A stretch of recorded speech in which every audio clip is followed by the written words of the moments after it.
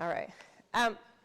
Good morning, everyone. First of all, again, I do want to thank you for taking the time to come out and hear and be a part of the town hall session. For those of you who have not met directly and who do not know me, my name is Cherie Wells. I am the superintendent here. And for me, I just want to say again, I know that yesterday's events, and I can only imagine as a parent, were exceptionally scary for a lot of people. And for some people, it was one of those your worst nightmare kind of situations, not knowing what was going on. And so for me as a parent, I felt it was important to give you all the face time to be able to hear from us as a school and as a district and to address your concerns directly. Because that's what I would want as a parent, to understand what happened, why it happened, and to be able to ask all the questions I need to ask to be safe and comfortable and secure sending my child back. And so that is the purpose of this conversation today. The way that our morning will go is, one, we're going to just give a brief overview of all the details as we know it as to what happened yesterday. You'll hear from our police department as to the protocol and processes they used. You'll also hear from our school principal as to the decision that was made and why. And then I will share with you some updates and some things that we learned relative to what we're going to do differently if we ever find ourselves in this situation again, which hopefully we will not. And then we'll end with any other questions that you might have. And again, the way that we'll collect those questions, simply because of the way that we're streaming, is via the QR code that is on the handout that you were given, or via the paper that you have. And so we'll collect those, and then I'll read the question and answer the questions to the best of our ability.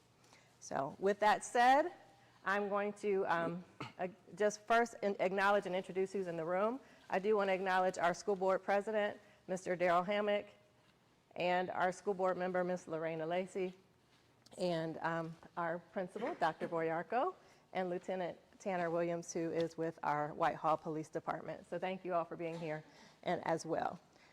So again, with that being said, I'm going to first turn it over to Tanner Williams, who's going to go over all the things that occurred yesterday. Thank you, Dr. Wells. My name is Lieutenant Tanner Williams. I am the patrol lieutenant. I oversee all of our patrol officers on day shift, as well as our school resource officers. I also used to be a school resource officer, so it kind of gives me a little bit of unique insight. I was the supervisor on duty yesterday and handled the incident from the police side, and that's what I'm here to talk about today. So the information that I'm able to give out to you right now, at 11:29 a.m. yesterday, an unknown caller called into the superintendent's office and reported that there was a student at the high school that had a gun, and they did give a name of a student. The superintendent notified the school principal, who, out of an abundance of caution, put the school on lockdown. At that point, the officer at the school yesterday was notified, who notified me. Go ahead.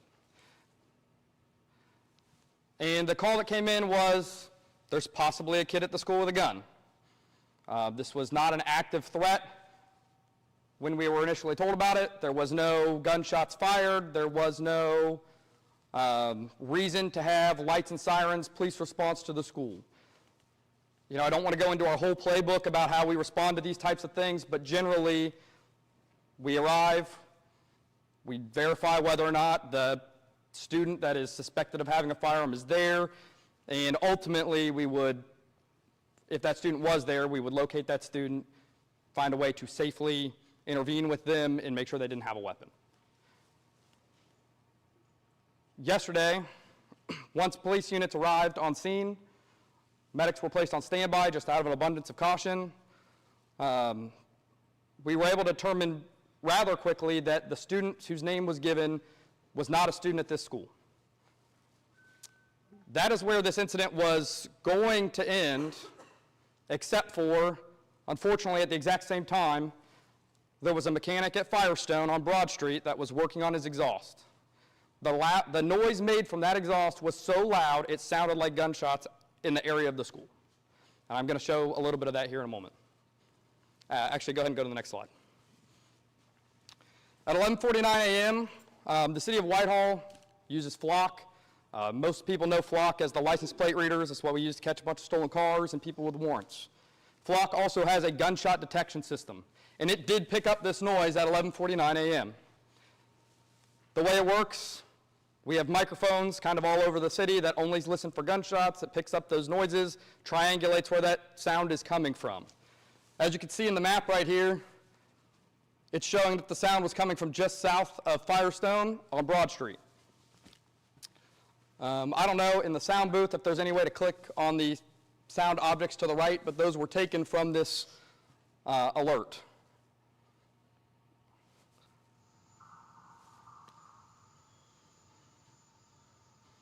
You can hear that noise. That is the sound of an exhaust backfiring at Firestone.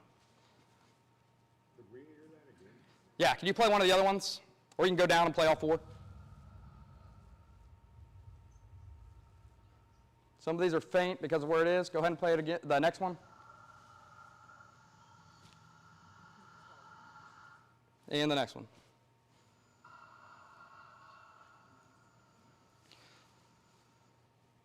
I'm working on some additional video with some additional audio to kind of show that even better, what that would have really sounded like to a person that was near it. When that becomes available, we'll get that out. The police department will get that out to everyone. At this point, it's a different type of response. You can go to the next slide. Now we're getting calls of an active shooter. At the time, it was believed, because of all the calls that were coming in, this was outside, maybe by the football stadium or north of the football stadium somewhere. That is when you did get a large police response. We got so many 911 calls that our 911 call center couldn't handle it, and they started going to Columbus, Gahanna, Bexley, other jurisdictions. We had officers on lights and sirens response from all over Central Ohio headed this way. We were able to very quickly identify what this noise was. We were able to cancel a lot of those units before they arrived at the school. Just out of an abundance of caution, even though we didn't discover what this noise was, we did a protective sweep of the area to make sure we didn't miss anything. All over the back of the school property, by the football stadium, the neighborhoods, Virginia Circle East, Rickenbacker, Ural, Beechwood, checked all those areas. We did a sweep inside the school, and then we released the school. Well, we let school staff know it was safe, who was then able to release the school from a lockdown. Go ahead. After that, our primary focus was communication, reunification, and accountability of all the students and things like that. That is the police response. I have one more slide I'd like to play if you want to go forward.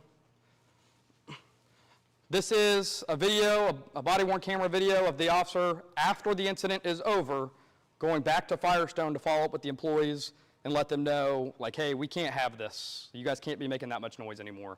If you want to play that in the booth.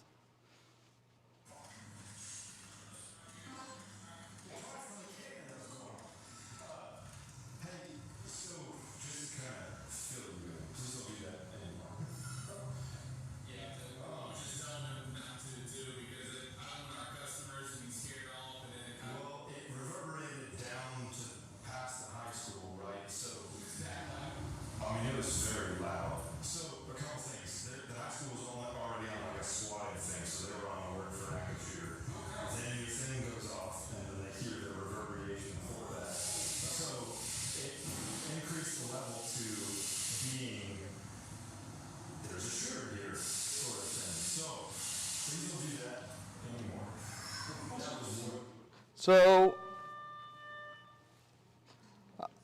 as you can see, this is where the noise came from. They were very apologetic. The manager was very apologetic. They had no idea. And in any other circumstance, if we weren't already in this level 3 lockdown, people would have been like, what's that noise? I don't think gunshots would have been the first thing on their mind. But because everybody was already on a heightened state of alert, because there was already concern that there was somebody with a gun in the building, that noise happening at that time is just the worst possible scenario.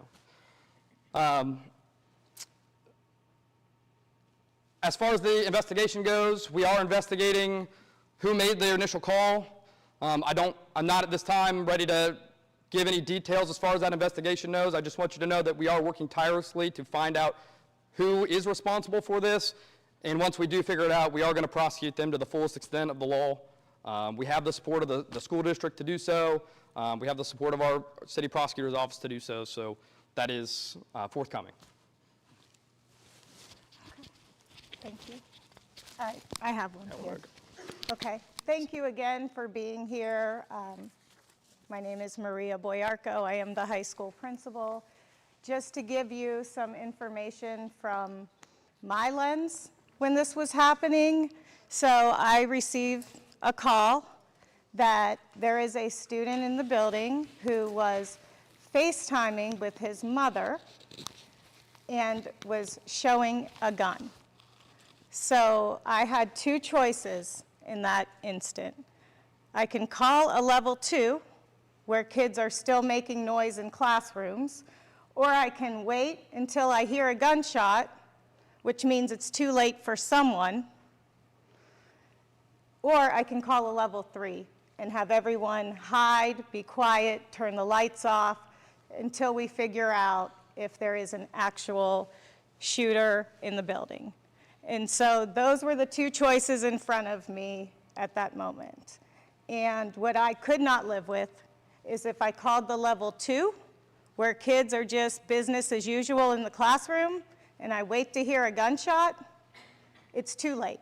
And so I made the choice that I made for a level 3 because I wouldn't be able to live with myself if I waited too long. And so that's the lens from why I made the decision I made. And I'd be happy to answer questions about that. We're Yes. going to take Oh. questions via the QR code and the app, just again because of how we're streaming. So if you have a question, at the end, we'll answer all the questions. Okay. And then I wanted to address my staff as far as, all of the social media. They did everything they were trained to do. There were, there were fire drills going on at that time because per the state, we have to do so many. Unfortunately, some classes were doing a fire drill as this was happening. So they ran to the safe space that was dedicated, which there's 2 spaces. It's the football field or the bus garage. And a couple classes have doors where they could safely exit, and they went to those spaces. As they go to the safe space, they hear noises that they thought were gunshots. And then they started fleeing. And so, again, they did what they were trained to do. They stayed with your kids as long as they could. I mean, some kids took off and they couldn't leave the rest to chase, one student. It's a lot to consider, and you have to make really quick decisions in the moment. And so just wanted you to understand where we're coming from and why we made the calls we did. And we did meet this morning, so thank you for your patience as we debriefed as a staff to see what we could do better next time, because there could realistically be a next time. Hopefully there won't. We've set up counseling services the entire day for students that need them. And we also have some support documents for parents working with kids who are feeling traumatized from the event. Again, Lieutenant Williams, I just wanted to follow up on one more piece of information, and that is how our school staff is trained to respond to active aggressor events. For a level 3 lockdown, that is an active aggressor event, active shooter, somebody actively trying to do harm to people. Level 3 lockdown, we use run, hide, fight, which is the national standard. It's what the FBI uses. It's what Ohio State University uses, as well as most other entities in the area. All of our instructors are trained through ALERT, which is Advanced Law Enforcement Rapid Response Training. The FBI considers them the gold standard in this training, and they're all certified in civilian response to active shooter events, which is the run, hide, fight, which is what we teach to our school staff. It has to do with running. I believe there was a handout, but it has to do with running if you can, to get away from the threat. If you know where the threat is and you can escape safely, that's the best thing you can do. If you can't get away safely, or if you don't know where the threat is, you hide, barricade where you are, lock the doors, deny access for the threat to get to you, and then, of course, if all else fails, if there is no other option, then fight for your life. Like I said, this isn't anything we made up. This is put out by the FBI. This is the national standard for the training that we receive and the training that we present. So that is why that is why you got the response that you did from the school. That is why people evacuated to a safe place. That is why the school, locked the doors. All the students were kind of barricaded in their rooms, and they were preparing to fight if they had to. Thank you. Okay, so thank you. So again, for me, as a parent, we wanted to give you all the opportunity to kind of really hear directly from us. And I do want to just say, again, I am totally understanding the fear, the panic, the frustration, the confusion that was caused by yesterday's events. And I also understand that, unfortunately, we're in a society where trust is hard to gain and sometimes easily broken. Our motto in this district is that we are relationship-driven, resourceful, resilient, and ready. And so part of this is truly, we want to make sure that there's a relationship there. And so we may not ever, there's a lot of different pieces that people may or may not believe, but one thing you need to know about me as a leader is, number one, I'm always truthful. Number two, I'm always going to give you as much information as possible as I can. And number three, I'm here to listen. And so that is the purpose of our conversation today. So I do want to share with you basically what's next and where we are in terms of our processes. Can we change to the next slide? Again, one of the things I'm exceptionally grateful for is, number one, that this was not an actual shooting. I'm exceptionally grateful for that. Number two, I'm exceptionally grateful that we did actually just have training on this. All of our staff were trained the week before, which is why they responded the way that they did. Number three, I'm exceptionally grateful for the parents. You all showed up, even though people were frustrated, you showed up and you were as patient as possible given the circumstances. And you are, in many cases, I've heard a lot of people who are understanding. Number three, I'm grateful that the principal took, even though it was scary, and another call could have been made, she made the decision on what was the safest option given the information she had at the time. So I do want to share with you, though, that we did learn some lessons. And so I'm grateful also, unfortunately, even though we had this situation that caused a lot of fear and panic, I'm grateful that we were able to see what we would do in an actual crisis and what needs to be improved. And so that is what I want to share with you next. What you have in front of you, what you heard Lieutenant Tanner say is due to FBI training, what they told the staff is if you have a situation, the best option is to run. Tell your kids to run, get to a safe place. However, what we know and what we've learned from that is scary and not the best thing for us to be able to account for our kids. So we have updated our policy. So moving forward, what you have in front of you for a lockdown level 3 is instead of telling kids to run, that staff will not choose to run or tell students to run unless they know exactly where the threat is and they feel like it's safe to do so, and they will be told and take all of the kids to a designated location. They will not run to a home or anywhere else or just be told to run. So we're providing a lot more guidance about what that will look like. The first option is, if at all possible, to hide, be prepared to fight.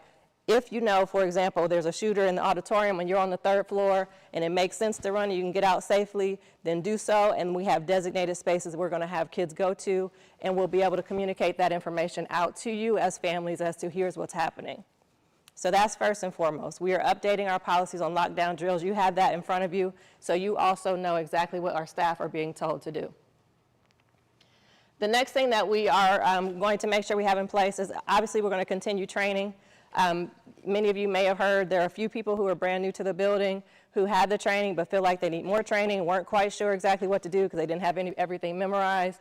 So we've done a couple things. We're making sure that all of our staff have the lockdown drill procedures on their ID and with them at all times. So in the moment, as you know, we're human. We forget things, we get scared, we don't remember things, everything. So this is going to be provided to all of our staff. So at a glance, they have the information. And along with that, we're going to continue to practice and go through the drills and really have the same conversation with our kids and make sure they're trained and know exactly what to do. The other next step for us is to ensure better protocols and communications. One thing that we also heard in the feedback is the timeliness of communication. What we also know is our students were sending texts and sharing all kind of information that wasn't accurate. Hey, there's a shooter, there's this, there's that.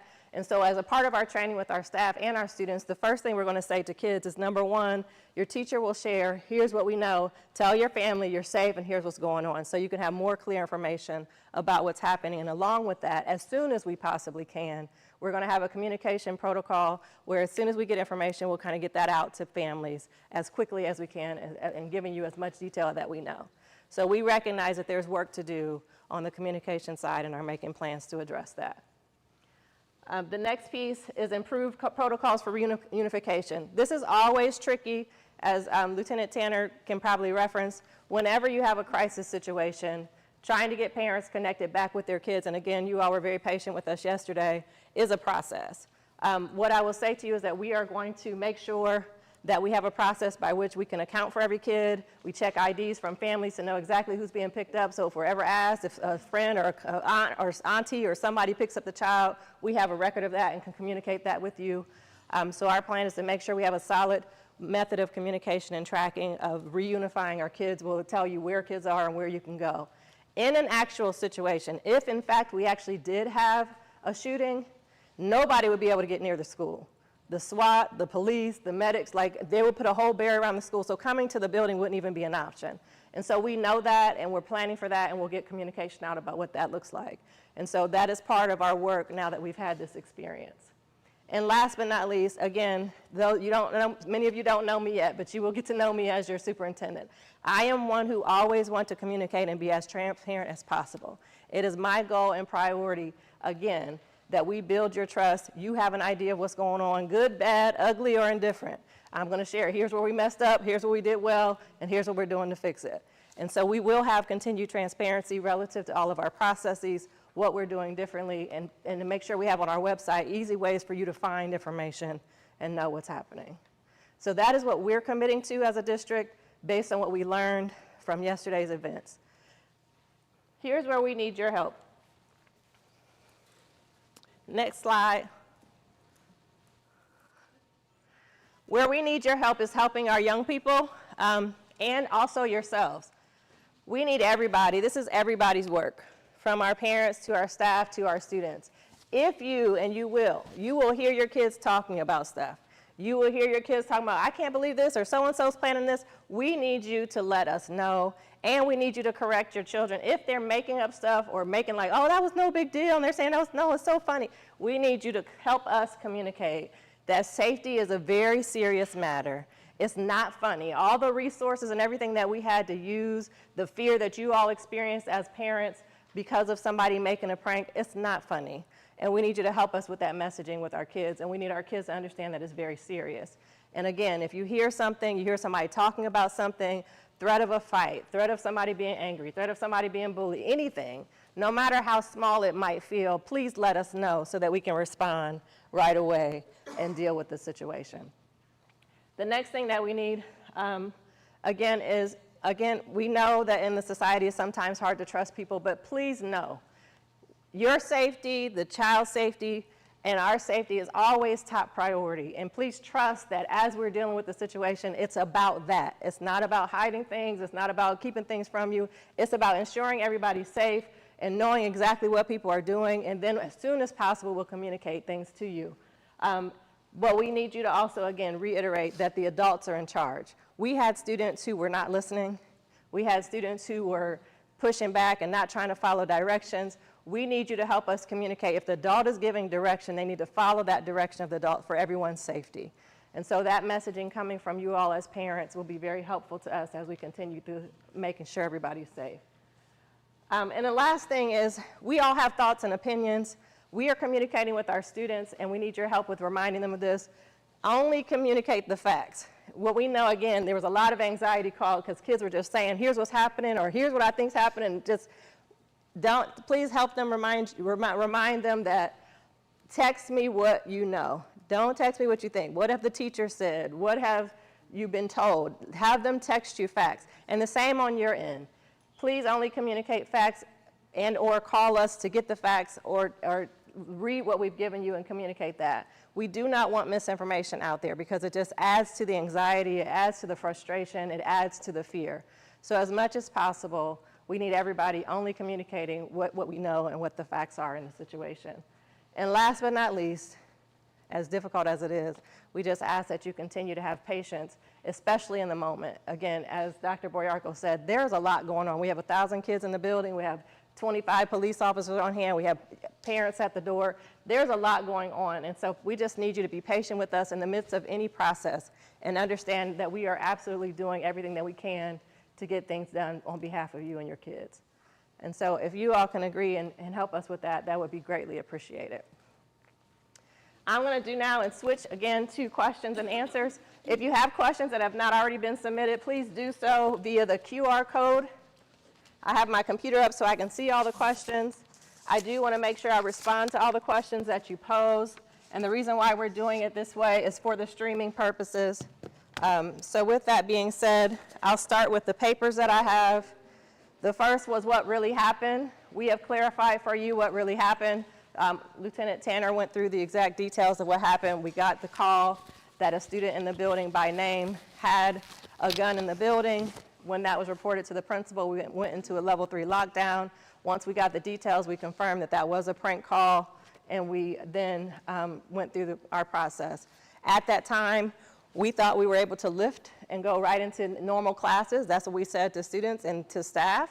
All right, everybody, it's been lifted. That was a prank call. We're going right back into normal classes. However, parents and everybody was already scared, and so everybody started coming to the building. And so although we thought we were going to be able to return to normal classes, we were not able to do so because so many parents were here getting their kids and because kids were scared and wanted to go home. So that is what happened.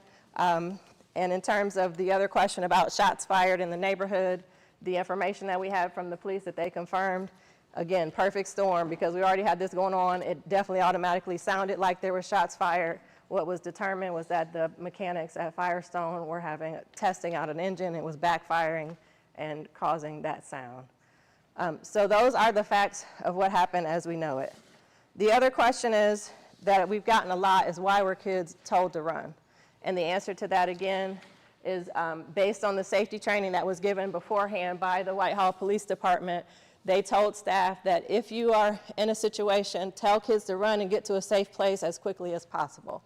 We recognize, especially now after yesterday's event, that that protocol needed to be adjusted, and so we've adjusted our protocol, so that's not going to be what the process is that we'll follow. Instead, what we'll say, only if you know exactly where the situation is coming from and you are able to get out safely, you will go to a designated site with your teacher, and then we'll communicate to our families and to our police department where our students and our staff are. The other questions that I see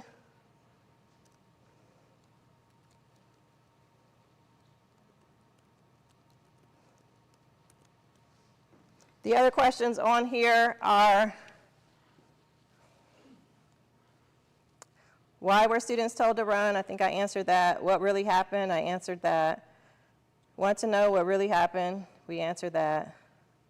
What is a lockdown? You all have copies. I will clarify. Did anyone not get a copy? I'll bring them over.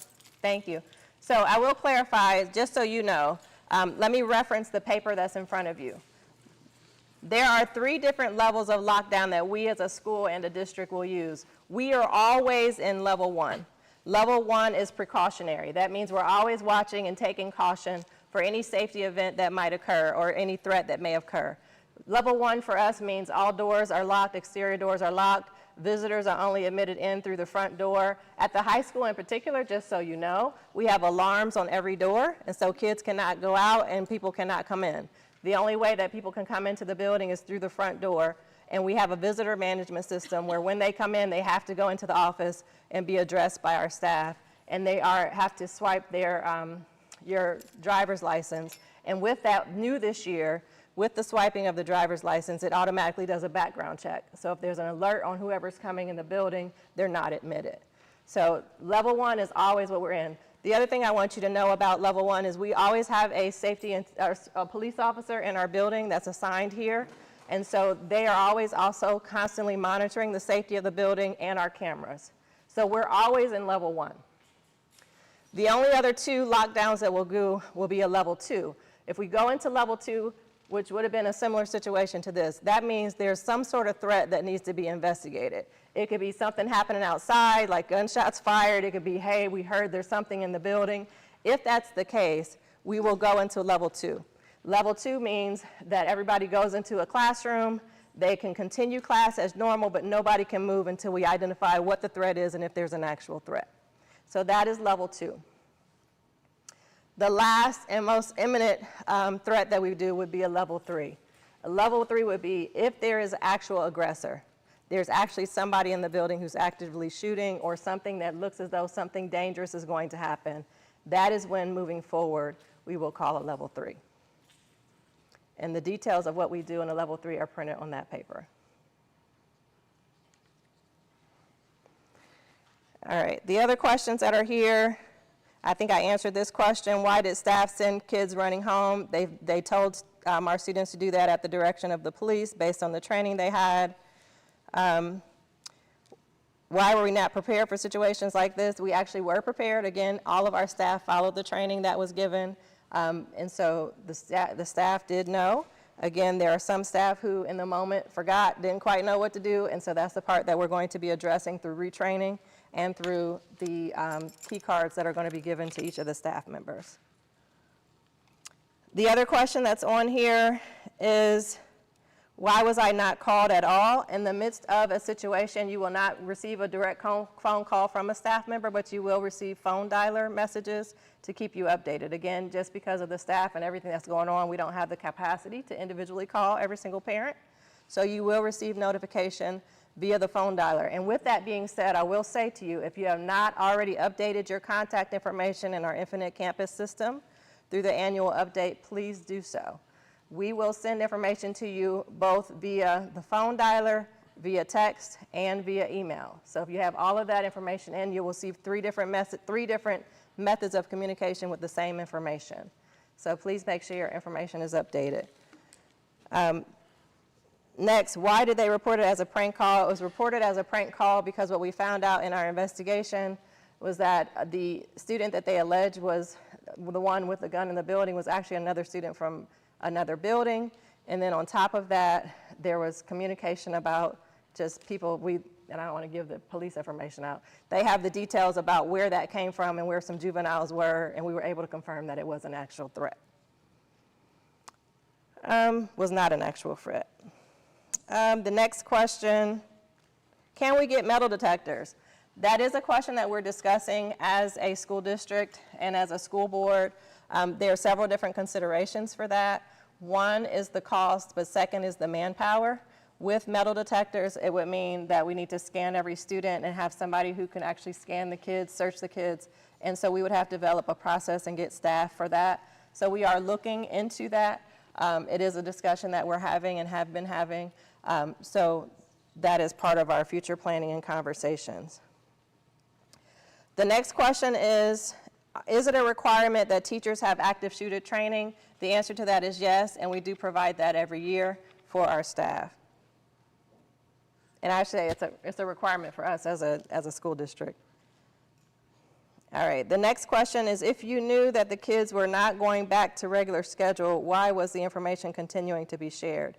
At that time, again, as I clarified, we did not know. We thought we'd be able to return to regular schedule, but because of the heightened concern, panic, and fear, we weren't able to do that because parents and kids wanted to go home. Can you read the rest of the question? I am, yes. And then the next part says, why not say the plan was to go to regular schedule, however, this is what is happening and it happened? I don't know that I fully understand, but I would say to you, when we made the recording was right after we decided to make the level 1 and go back to regular schedule. So that was the information I had at the time. So when I was over here, we verified that there was not a threat. We decided that we were going to lift the lockdown, so I went to my office to make the video. So I didn't see at that time parents hadn't started to come yet. And so that's the information I had when I made the video at the time. I'm just saying, why not update the video so that we as a trust? Oh, I hear you. So that we see that you are updating us with more information.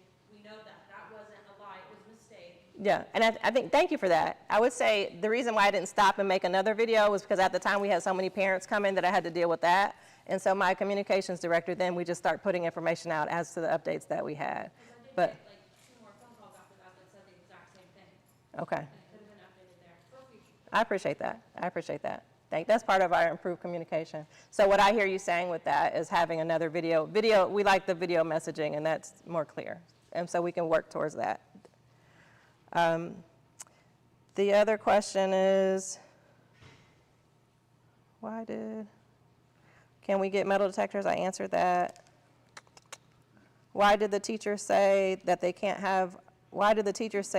have our phones? Okay, so as a state, the state has a requirement about cell phones that we are implementing, and that is that cell phones are supposed to be off during the school day. The reason for that is to minimize distractions and some of the things that our young people do, unfortunately, sending texts and saying, bullying each other or trying to fight each other, et cetera. And so as a school district, we are implementing the cell phone policy that cell phones are supposed to be off during the school day. What I have shared with our staff and that I shared with you, I believe earlier, is in the event of a crisis, however, we will say to our students, you may take your cell phones out and communicate to your families that you are safe and what is happening. So that is the plan relative to the use of cell phones for our building. I think the students might need to be made aware of that. We will. Yes, thank you for that.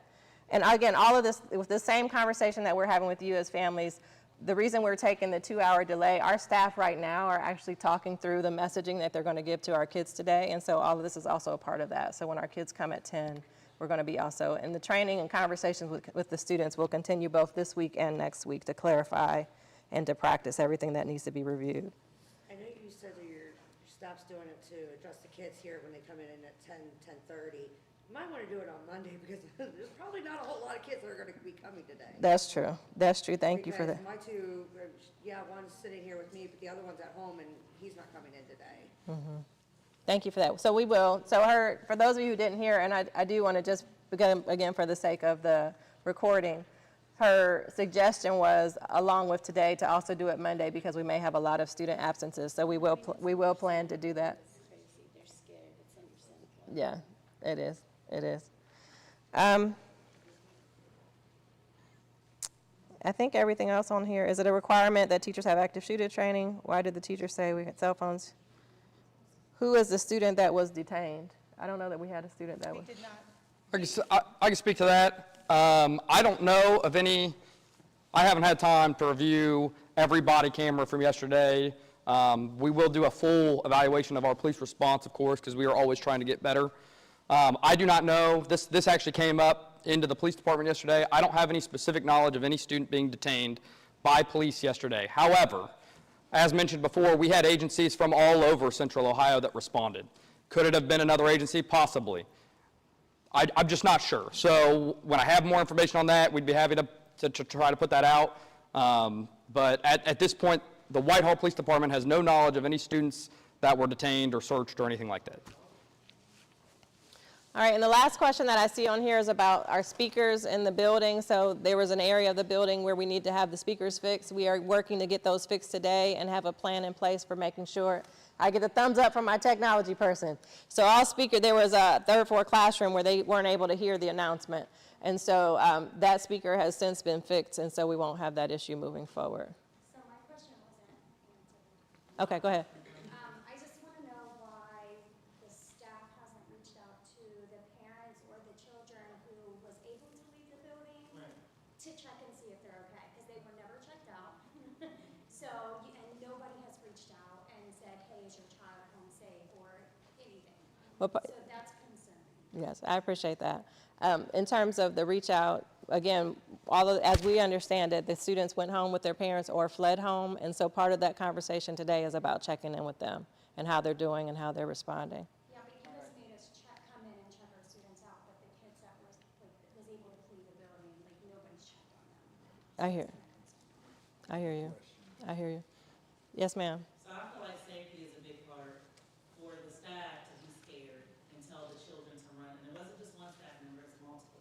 Right. Behind high school. Right. They told these kids to run home. Yes. On the way to get my child, it was kids hiding in the bushes. Yes. Kids hiding on the street. Yes. Kids begging me for a ride. Yes. Like what is there an outline or a protocol where they would be able to possibly come in and get the same energy and be able to find a way for them to feel safe? Yes. I don't think any kid feels safe. Yes. Because staff is Yes. So maybe the staff also needs this treatment as well, and then you can work on the students. I thank you for, Because I spoke with staff members, and one told me someone was in the school, which was a lie, and it was just something, nobody was on the same page. I didn't get the correct information until I came around to the front of the school, and a staff member told me, this is what happened, this is what it was. But behind the school, it was three different stories, even from like a police officer. I appreciate I appreciate that, and the staff communicated the same to me when we debriefed last night. And so, again, that's why we actually called a 2-hour delay this morning, to be on the same page with staff, clarify processes moving forward, have a chance to debrief what worked and what didn't so we can be stronger next time. So that is the work that happened this morning. In terms of your suggestion relative to making sure kids feel safe as well, the plan will be to make sure we have the student assemblies to talk. One, when they come in today, the staff will be meeting with each of their classrooms to have a smaller group conversation, but we'll also plan to have an assembly just to talk through, here's what we're going to do moving forward. We know this was a scary situation. Here's how we're all going to work together. And so that will occur early next week. Yes. I just want to say that, like, I worked in the district a few years ago, and like K Avenue, so little bitty baby, and the second day of school, there was a lockdown. Yes. My children were in the building, and at another school, nobody knew what was going on, and I had kindergartners sheltered in place, who can't be quiet, who are scared and crying for their mothers. So I just want to say that, yeah, the teachers were scared, like everybody. Everybody's scared. Unfortunately, when there's an active shooter, everybody's scared. There's no way around that. That's And I human just nature. wanna say that, like, from the cheap seats of watching things on TV all the time, I have never actually thought about the panic level. Because whenever you see these things on TV, you've got kids running out in straight lines, but in real life, It's a lot going on. everybody's afraid. And so I am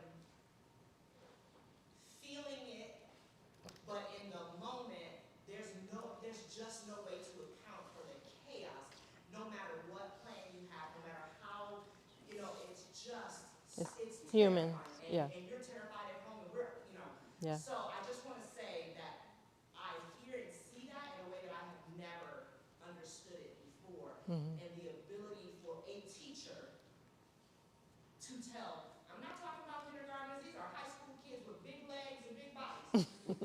You know what I'm saying? So I just want to say, I know that everybody here is trying hard, we're all trying hard, and like, just to say that this is the unexpected and the Yeah. uncontrollable. Right. So, thank everybody, all the parents, like, that's a lot.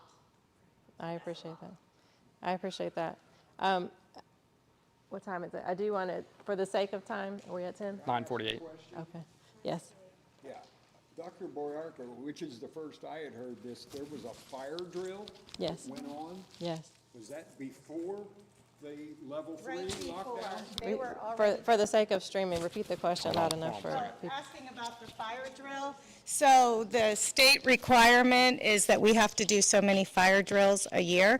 And yes, there were a couple classrooms doing their monthly fire drill.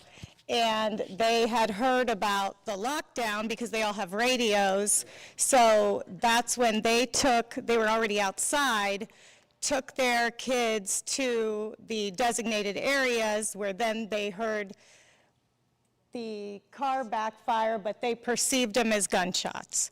And that's when the fleeing, it was just So a storm the of, first floor, we're told to run and hide. I had a daughter on the 3rd floor. They were locked down, and probably the 2nd floor also. Again- What was the reasoning for that? That was, again, based on the training that we're given. Do you want to speak to that? oh, sorry, here you go. You can repeat the question for those who are streaming. Just to make sure I understand the question, the student on the 3rd floor was told to hide and stay in the classroom and hide. They were locked down. So, Teacher. in a, And first floor was released and told to run and hide, correct? so that's not necessarily correct. The building was put on a level 3 lockdown, which means there's an active aggressor in the building. If you know where the threat is and you can do so safely, the number one option is to run. That is to get away from where the threat is happening. That is how you are the safest. There is no way around that. If you can remove yourself from where the threat is, you have no chance of getting hurt. if you can do so safely. So that is what we train. If you can get out, go somewhere safe. The next level, if you can't get out, if you're on the 3rd floor and you don't know where the threat is, it's not going to be safe for you to go down flights of stairs to an exit. So the next option is to hide in place, lock the doors, barricade the doors, and then prepare to fight. And if that's your only option, then fighting would be something, defending your life is something that you might have to do. So bottom line there is release the 1st floor, 2nd and 3rd floor had to lock in place. We would into a level 3 lockdown. If the teacher felt that they knew where the threat was or could do so safely. Some of these 1st floor classrooms have exterior doors in the classroom. So for them, if the threat's not outside of their exterior door, the safest thing for them to do is go out that exterior door to a safe place. What? Can I just have a point of clarification? What I hear you saying is that in a level 3 lockdown, each teacher and classroom will determine what their step is for that, what their next course of action is going to be. So like you just said, if they feel that they can, from where they are in the building, get away, then that's what they should do. Correct. So that's a judgment call. That's not a specific, if the clock is turned to 3 o'clock, you know, it's not a specific. It's a little bit of both. We have to have an activated level 3, and then they have to be able to know where the threat is and know if they can do so safely. If they can do it safely, then the option is to run. And for our teachers that have exterior doors in their classroom, they feel that it is safe, as long as the threat is not outside their exterior door, they think the safest thing they can do is get out. And again, that's the clarification that was given today to our staff that we learned from yesterday's event, that part was clarified. We'll have, I think, time for 2 more questions, and then I'm happy to stay and talk to you all individually. Yes, in the back? Is it true that there was a student from last year that was removed from the school and that this person may have been the one who made that call? No, No. that is not true. Report saying that a student was temporarily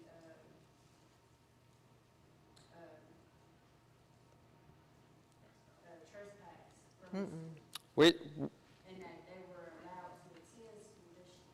at this point, we don't believe that anyone in the school building yesterday made that threat. We are not willing to give up any of our investigative details, but I can tell you that we don't have a suspect that's been released. We don't believe anybody at this time was in this building that made that threat or anything like that. There are students saying that they know for sure that this student was. I would encourage anybody with information regarding this to contact the police department. We'd be happy to hear from them. And I actually, again, I'll say that again as a part of what we need help with. So if you hear something like that, we need you to let us know and or let the police know and or encourage the child that's saying that to come and let us know so we can verify that. Again, our students, just like human nature, are making up a whole lot of stuff about what they think may or may not have happened. But if you're hearing something like that, we definitely want to follow up and get some additional details. So would encourage you to stay and share whatever information that you have. One last question, I'm sorry, I think I saw your hand first. Yes. First of all, thank you for going to a level 3, so you went higher than, you know what I mean? Like that made me feel a little bit better. However, how are you communicating with the teachers during this? Do you guys have walkies? We have both walkies, but not every staff member has a walkie. So what we use is a system, it's called Band App. And every staff member in this building is connected. Oh, I'm so sorry. This thing's a little odd to me. Every staff member in the building is connected to our Band App. So we can update them as we know information. You know, yesterday it was the perfect storm. There were so many different things going on at once. It was really hard to figure out exactly if there's a credible threat, where it is, because you've got, you know, calls coming about inside the building, and then people outside the building think they're hearing gunshots. But yes, every staff member is connected to a Band App. And I'm just, you know, after all of this, I'm wondering if I need to create one of those for parents to connect to as well, that we can update you through that. I mean, I know that the district office takes the lead on communications, but if there is something we can do when we're not trying to save lives, you know, we will definitely help. But yeah, every staff member had communication to them, but they didn't know what was going on necessarily, because all we knew is that we were told a student had a gun on FaceTime. So in my mind, the gun is out, you know, and it could be shot at any moment. And then you have people in the back of the high school saying they're hearing gunshots. And so we didn't have a lot of information that was accurate to give at that time, because we were all trying to figure it out as we're getting bombarded by people coming to the building. And Yeah. Yeah. Yeah.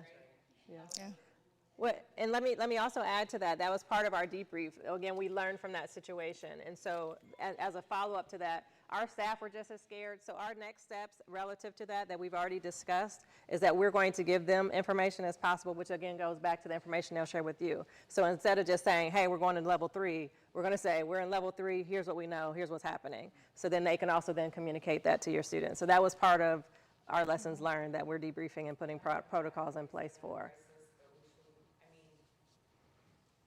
As much as we can. Yeah.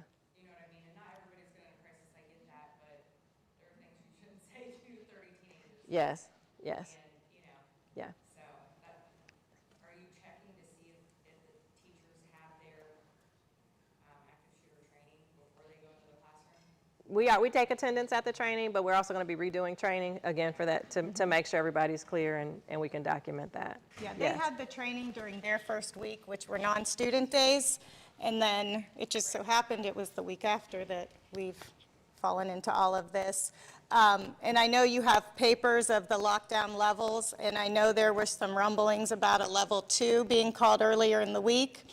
And if you have questions about a level 2, you know, if there is a medical issue like a seizure, there happened to be a fall where there was quite a bit of blood, we call a level 2 to keep all the kids inside the classrooms that they're in, to keep them safe, and to keep whatever student is injured safe as well, so medics can get to them.